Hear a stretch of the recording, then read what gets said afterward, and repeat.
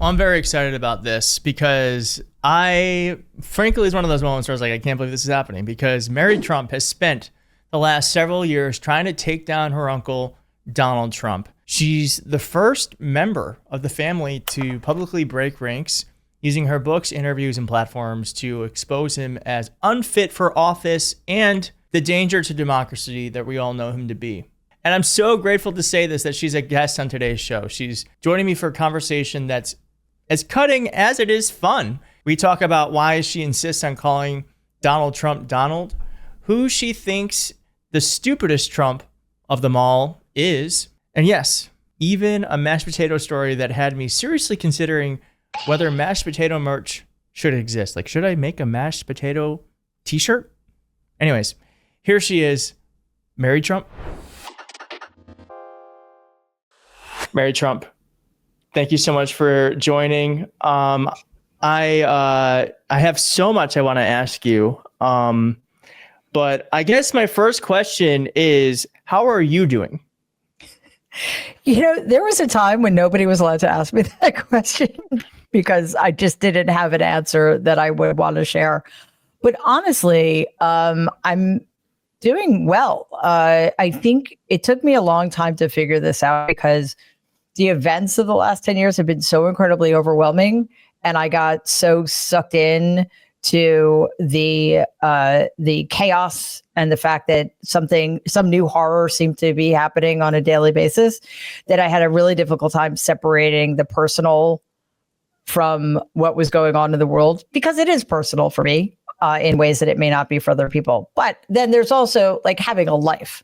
So I finally decided that I needed to start doing that. And it's just amazing how that helps withstand the onslaught of horror and chaos that's coming out of the Trump regime.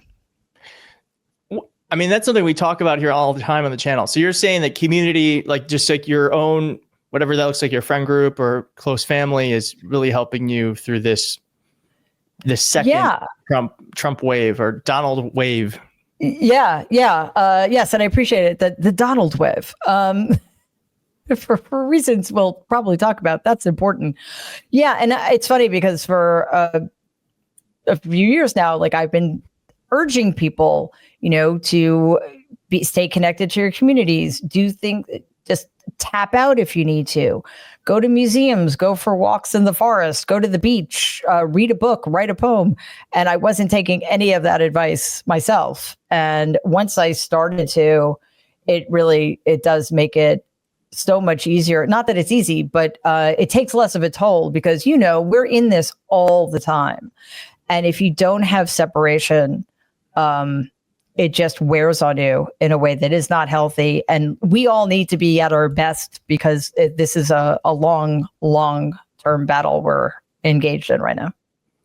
Yeah, I mean, this certainly, it is a marathon. And I mean, that's something you're saying to me something that I really need to do for myself is I'm quite often just steeped in this and I don't take much time off from it, except for maybe, I don't know what you do, but I'll play video games occasionally and just like try to zone out that way. But it is also all consuming because it is just, there's a relentlessness to him that I think,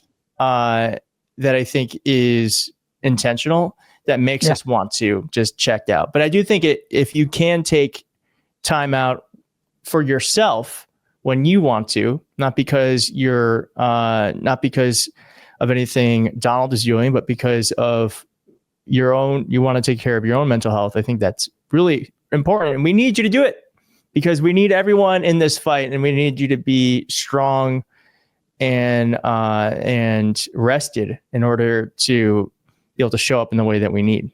Yeah, and I think it's really important just to remember that there are a lot of us, and the resistance isn't going to fall apart if you take a night off. It's not. We're all here, and nobody's going anywhere. But yes, we really need to take care of ourselves. Now, I guess was Donald always was he like this growing, was the relentlessness the thing, as you knew him growing up, or has it gotten worse as he's gotten older, or any insight on that? Yeah, I mean, he's exactly the same person that he's been, certainly since I knew him, certainly since he was a young kid. My dad had a nickname for Donald that he gave him when Donald was still in like middle school. He called him the Great I Am. And yes, there was always a relentlessness to him. He never knew where the line was. So he was always crossing lines. He never knew how to treat people. And he did believe, thanks in large part to my grandfather, that he was the most important person in any room he was in or in the world. What I've noticed, though, is the relentlessness is getting more intense. And I honestly think that's a function of his desperation. We've seen that he's been making mention of his mortality, which is kind of shocking to me because Donald is somebody who doesn't believe that anything can exist beyond him. So it's sort of like this unconscious terror is starting to break through. And I think that's a large part of this just insane intensity of the news cycle lately. The increasingly blatant and violent incursions into American life, against American state sovereignty, against immigrants, et cetera. And I think it's definitely a sign, one, that he's becoming aware in ways he never has been, that he's losing control of the narrative, and that he may not be as invulnerable as he's convinced himself he is. And his insight, I think he's getting a little bit of insight into the fact that he's kind of old and maybe doesn't have the same sway with people that he once did. Two things about that. One, I think it's one way in which we can make him a lame duck president is by, I mean, they're trying to pretend like there's going to be a third term and a fourth term, and it's just never going to be ending, right? Most presidents, all presidents since I've been alive, if they have a second term, that's the last one, they're lame duck, right? Yep. And so I think this is one way that we can make him a lame duck president if he doesn't want to be, is just reminding him and everyone else that there's a human condition that we all experience eventually that he will succumb to as well. And he's just physically not, he's just, you can tell there's like, he's just physically decomposing in front of our eyes. Yeah. But there's also, it's just, he is also just like whittling, he's whittling, you know, and I don't know if you have any insight, but certainly as an outsider, you can just like look at old clips of Donald Trump, even 4 years ago. There's been a huge change in not only how he appears, but just his ability to speak coherently. Yeah. Yeah. It's alarming. And there are a couple of ways to look at it. One is anybody under the kinds of stress he's been under the last 10 years is going to suffer for it. It's debilitating to be under the stress. Even if, yes, he won in 2024, but that did not make his problems go away, quite frankly, because his problems aren't about how much money he has or how much power he has. He's somebody who has severe undiagnosed and therefore untreated psychiatric disorders that have gone undiagnosed and untreated for decades. So those conditions, if you have any condition, whether it's depression or pneumonia, and you don't treat it, they get worse. So all his psychological health, to the extent he ever had any, is continuing to deteriorate. And now, of course, it seems pretty obvious that there are some physical issues going on, and the degree to which they're contributing to what seem to be some neurological issues is unclear, because they're, of course, not telling us the truth about anything. But he is the same person, but in a much degraded state, and in a state that's degrading at an increasing clip. So I was told that you do not like to refer to the president as Trump. You like to refer to him as Donald, and I guess it's because you share a last name, and I'm sorry you guys have the same last name. That must be hard. But I actually was wondering, like, do you ever get sick of having to think about him or like talk about him? Yes. Yeah. Oh my goodness. It's been like I don't know how long you've been in the public eye now, but it must be just like I've been doing this YouTube stuff for like a year now, and when he won, I was like, I cannot believe we have to do this again. But I can only imagine what it's like for you. It's been since my first book came out in July of 2020, so it's been a little over 5 years, which seems like an eternity, quite frankly. But also, like, I've known him forever, and I was sick of him before this. So to have to be in a position, and look, I'm not complaining, because I feel like I am in a very privileged position to have the kinds of insights that I can provide. And Mary, you can complain. You can complain. Well, I'll get to that. I will complain, I promise. No, but seriously, like I don't have to do this, but I do feel obligated to, and I feel lucky to be in a position to be able to. All of that having been said, yeah, I'm fucking sick of it, because I'm sorry if I swore. I probably shouldn't have sworn. Oh my God, we swear all the time. This is a pro fuck channel. Fuck it then. I'm going to keep swearing, because how could we not swear under those circumstances? Because I was asked a few times in advance of the 2024 election, what are you going to talk about? Like, what do you mean? What am I going to talk about? I will never mention Donald Trump again.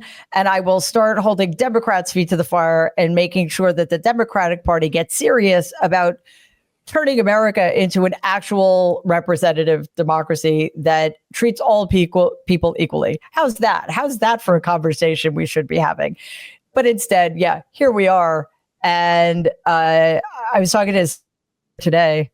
One of the things I most resent about Donald, besides the fact that we have to talk about him because he's president of the United States, is all of the people he surrounded himself with, like the worst of the worst, the stupid, the stupidest, the most corrupt, the most fascistic. And we have to talk about them too. The Stephen Millers, my idiotic cousins, the insane Islamophobe Laura Loomer. These are all people that we need to pay attention to, because he has given them access to the levers of power.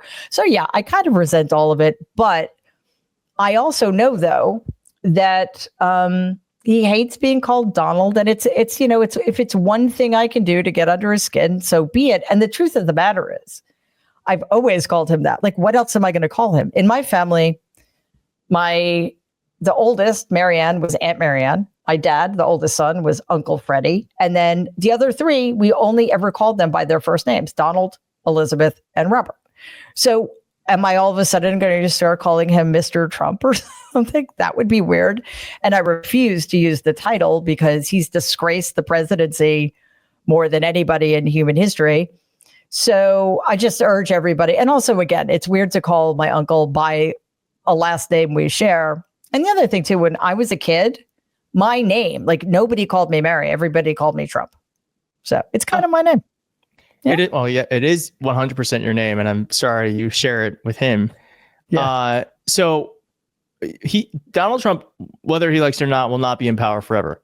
And we are hearing now, there's rumbles of like Eric Trump thinking about running, Junior. I know. I think one of them will. I would like you, if you could help us out, discern for us who is the stupider of the two. Donnie. Donnie? Hands down. Oh my God, there was instantaneous. Why? Just really? Do I have to? I mean, I know it's a close call. Clearly, because neither one of them is to say they're not the sharpest tool in the box is an insult to blunt tools, quite frankly. They are dim-witted and uneducated people. The thing with Donnie is he just always looks like he has to work so hard to put a sentence together, and he doesn't know anything. I'm not saying Eric is much better. I'm not, but and I can't pretend that I spent a lot of time with them. I'm much older than they are. So we were like different generations of grandchildren. Donnie's 12 years younger, and I think Eric is like more than 16 years younger than I am. So, I saw them obviously at holidays and stuff. So I watched them grow up a little bit, but it was always pretty clear to me that Donnie was operating at a significant disadvantage from his other siblings. That's incredible. And I was told to ask you, and I don't know this story, but I was told to ask about a mashed potato story. Can you help me out? What is the mashed potato story? I can help you out here. It's one of my favorite stories. It's probably the only good story that to come from my family. As I mentioned, Donald was one of 5. My dad was the oldest son, and my dad was about 8 years older than Donald. So my dad was about 13 or 14, and Donald was 5 or 6. And he was tormenting their little brother, Robert, who was a year and a half younger, tormenting him. It was like his favorite thing to do. So Robert is hysterical, screaming, sobbing, won't shut up. And Donald, no matter what anybody said to him, wouldn't stop tormenting him. So my grandmother is trying to get dinner ready for her 5 children, her husband who's coming home, and her mother-in-law. And she can't get him to listen to her. So she's getting frustrated. Everybody's getting frustrated. My grandmother comes out with a huge bowl of mashed potatoes, sits it down on the table, goes back into the kitchen. And my dad, who was a gentle person and, didn't want to do anything to hurt Donald, but also desperately wanted him to shut the fuck up, picked up the bowl of mashed potatoes and dumped it on Donald's head, at which point everybody laughed at him and Donald finally shut up. The problem. Oh my God. Yeah. We just need mashed potatoes. Yes. That's the solution. This was always what I thought. Anybody going to a rally, put a thing of mashed potatoes or carry a box of mashed potato flakes with you or something. Because my Aunt Marianne, after my dad died in 1981, once or twice a year, Thanksgiving or Christmas, Marianne would tell the mashed potato story. The last time I was with them was in 2017. I was at the White House, unbelievably enough, because my Aunt Marianne and Elizabeth were celebrating their birthdays at the White House. So we're all invited. She tells the mashed potato story at dinner in the residential dining room. And Donald acted the same way he did as he had every single time she told that story over the last 4 decades. He sat there like this and he pouted like a toddler. He can't handle it. He hates the mashed potato story so much. And Marianne did it intentionally to annoy him. So the good news is we have a weapon. The bad news is I'm kind of not kidding here. I think that's kind of what kicked all of it off, because ever since then, Donald has been terrified of being humiliated, and he has made it one of his missions in life to humiliate other people. So here we are. Well, it's actually really interesting that the thing that he's afraid of the most, he does I think he's constantly humiliating himself, but he's also created this life where he is surrounded by people who don't care. But I mean, I don't know if you saw the picture of his hair from when he was gone for 9 days or however long that was, and he came back, and it was just a greasy, sloppy. It looked like hospital bedhead, but it to me was like, was. But it was also to me a clear sign that he's surrounded himself with people that don't really care about him at all. Nobody cares about him, and if he weren't such a cruel, despicable person, we could feel bad about him. I mean, bad for him and have some compassion, but he doesn't deserve compassion. But it is, I think, a testament to what a terrible life he's led. There is literally nobody on this planet who cares about him legitimately. Everything's transactional. Is that including Melania? Yes, I saw Melania made an appearance to educate us about AI. And my first thought was, oh, wow, I guess she got a pay raise because she had to make another public appearance.